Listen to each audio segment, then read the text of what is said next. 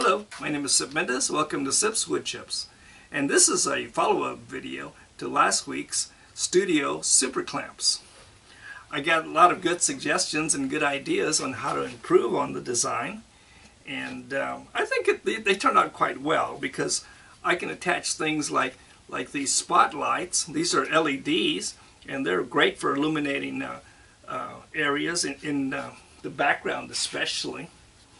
And this one attaches using a cold shoe. A hot shoe is what you would normally find on the top of a 35mm camera for attaching a flash. But since these don't have any electronics, they're cold. So they call them cold shoes. And they work quite well. They're easy to just loosen them and loosen the little screw there, and they just slide right in there. Like that. And I can put them on the pole and I can turn them in whatever direction I need. And I can swivel them around and turn them in whatever direction I need, sideways, up and down, back and forth. And then I can just tighten the wing nut and they'll be fixed there. This one is for attaching my big floodlights that have a special coupling that goes on there. And let me show you how I installed those T-nuts. I got several suggestions about using T-nuts. And so I actually went out and had to buy some of these because I don't have any in stock. I don't keep them, but I think I might be buying more of these because they do come in handy. And so one of the things was the knob that on top.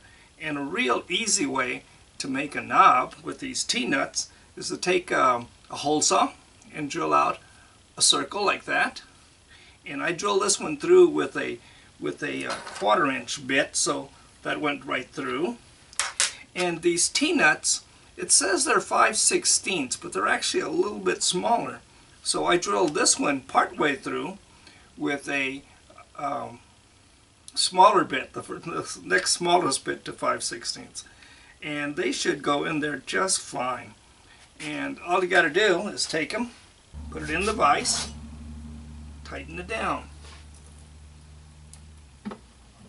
And once they're inserted, they won't turn or come out. If you need a little extra encouragement, you can always put a little bit of epoxy. The same can be done with this part of the clamp.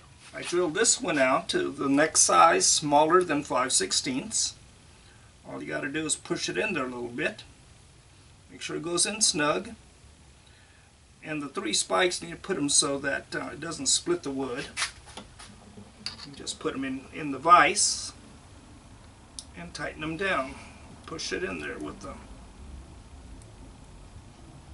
pressure of the vise. Once you have your T-nut in there, all you got to do is run the threaded rod through here. Put on your photo light adapter, and this way you don't need any epoxy.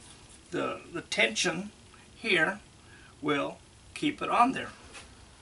Then you can put the other part like that. Take the knob that you made, attach it. Make sure the T-nut is on the outside. You can tighten that down. Leave a little room there. And here I'm going to attach it to my socket again.